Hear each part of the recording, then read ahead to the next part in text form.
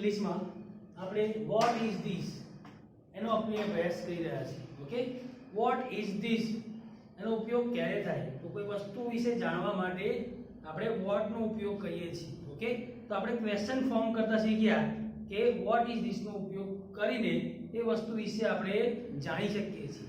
તો આપણે આ ચેપ્ટરમાં એક તો વોટ ઇઝ ધીસ થી ક્વેશ્ચન WH થી ક્વેશ્ચન કેવી રીતે પૂછવું એ શીખ્યા, અને ત્યાર પછી યસ નો માં આન્સર આવે એના માટે કેવી રીતે ક્વેશ્ચન ફોર્મ થાય એ પણ આપણે શીખ્યા. ઓકે, તો આપણે એના રિલેટેડ અહીંયા એક્ટિવિટી અહીંયા એક્સરસાઇઝ કરવાની છે.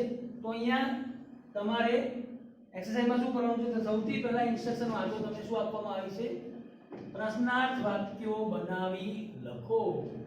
એક સેન્ટેન્સ તમને આપવામાં આવેલું છે, એ સેન્ટેન્સ પરથી તમારે પ્રશ્નાર્થ વાક્ય બનાવવાનું છે.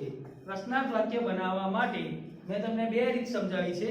એક તો તમારે WH વર્ડનો ઉપયોગ કરીને પ્રશ્ન બનાવવાનો છે, અને બીજી રીતે યસ નો આન્સર આવે એ રીતે ક્વેશ્ચન બનાવવાનો છે. ઓકે, તો હવે સૌથી પહેલા આપણે WH થી ક્વેશ્ચન બનાવીશું. અહીંયા સેન્ટેન્સ જુઓ, ધેટ ઇઝ અ કેટ. અને મેં તમને કહ્યું ધેટ નો ઉપયોગ દૂરની વસ્તુ ઇન્ડિકેટ કરવા માટે થાય છે, અને ધીસ નો ઉપયોગ નજીકની વસ્તુ ઇન્ડિકેટ કરવા માટે થાય છે. તો અહીંયા આપણે વોટ થી પ્રશ્નની શરૂઆત કરીશું. સૌથી પહેલા વોટ આવશે, વોટ. Okay, vote. ત્યાર પછી ટુ બી નું ફોર્મ ઇઝ આવશે.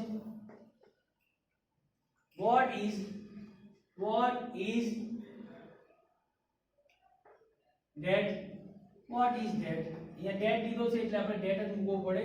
ધીસ હોય તો ધીસ મુકાય, અને ક્વેશ્ચન માર્ક. આ તમારો ક્વેશ્ચન ફોર્મ થઈ ગયો વોટ નો યુઝ કરીને. Okay, what is that? That is a cat. Vote is that? Okay, હું કેટ વિશે એ વસ્તુ શું છે એ જાણવા માંગુ છું, ત્યારે હું પ્રશ્ન પૂછીશ કે વોટ ઇઝ ધેટ. આન્સર મળશે that is a cat. Okay, તો what is that. Now yes no માં આન્સર આવે એવો ક્વેશ્ચન પૂછવાનો છે આપણે. તો અહીંયા આપણે યસ નો ક્વેશ્ચન જ્યારે પૂછવામાં આવે ત્યારે એને ટુ બી ના ફોર્મ થી શરૂઆત થાય છે. તો ટુ બી નું ફોર્મ વર્તમાન કાળનું અહીંયા ઇઝ છે, તો ઇઝ પહેલું આવશે, ઇઝ. ત્યાર પછી અહીંયા ડેટ છે. ઓકે, અહીંયા ધીસ નથી તો અહીંયા ડેટ નો જ ઉપયોગ થશે. Is date. Okay, is date a cat. Okay, તો આ રીતે ક્વેશ્ચન ફોર્મ થાય છે કે is that a cat. Answer મળશે યસ અને નો માં જ મળશે. Okay, yes it is, yes that is, yes it is એવો આન્સર મળશે. Okay, now second one, that is a lion. That is a lion. તો આપણે વોટ થી પ્રશ્ન પૂછીશું. What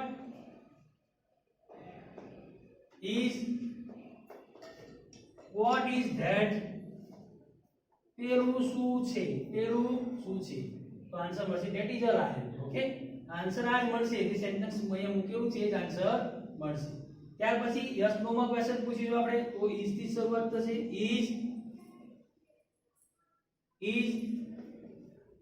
is that a lion?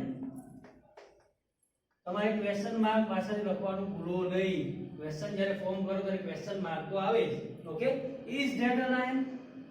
હું જાણવા માંગુ છું કે એ લાયન છે. Is that a lion? Answer મળશે yes it is, yes that is that a lion.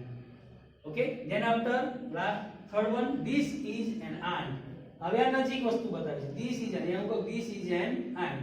Okay, તો અહીંયા આપણે વોટ થી પ્રશ્ન પૂછીશું. What is this? Okay, what is this? આ શું છે? What is this? આ શું છે? અને આન્સર મળશે this is an ant. Okay, હવે યસ નો માં આન્સર પૂછીશું. ઇઝ. અહીંયા જો આપણે બધામાં અહીંયા ધેટ લખ્યું, પણ અહીંયા ધીસ નો ઉપયોગ કરવામાં આવ્યો છે, તો આપણે ધીસ જ લખાશે. Is this an ant? Is this an ant? Okay, is this an ant? Answer મળશે yes, this is an ant. Yes it is. Okay, આ રીતે આન્સર મળશે વિદ્યાર્થી મિત્રો. આગળ જોઈશું આપણે that is a bat. That is a bat. એક બેટ આપવામાં આવ્યું છે, ત્યાં ચિત્ર છે, એક બેટ મૂકવામાં આવ્યું છે. આપણે પ્રશ્ન પૂછી sentence બોલશું that is a bed, પણ એને જો ક્વેશ્ચન માં પૂછવું હોય, એને જાણવું હોય કે શું છે, તો અહીંયા what નો ઉપયોગ કરવો પડશે આપણે. અહીંયા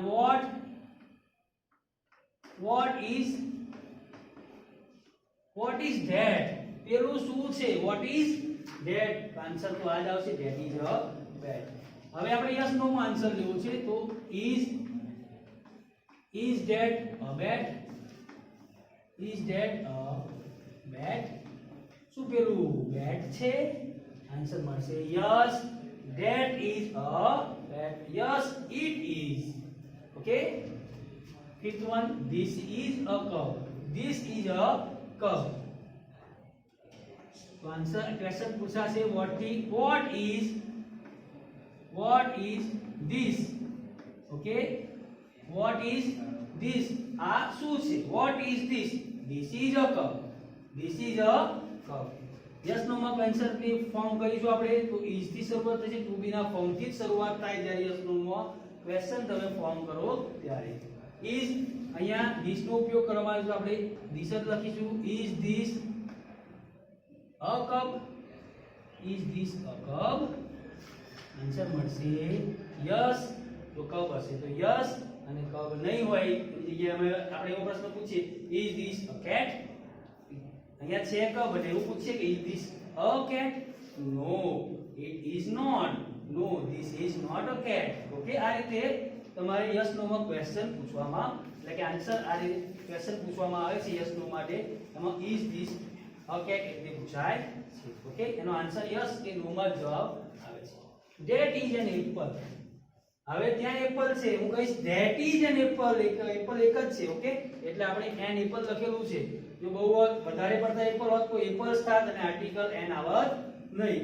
તો that is an apple, sentence છે that is an apple, but મારે એના વિશે જાણવું છે, મને ખબર જ નથી શું છે, તો હું પ્રશ્ન પૂછીશ કે what is that, what is that. તો અહીંયા આપણે લખીશું what is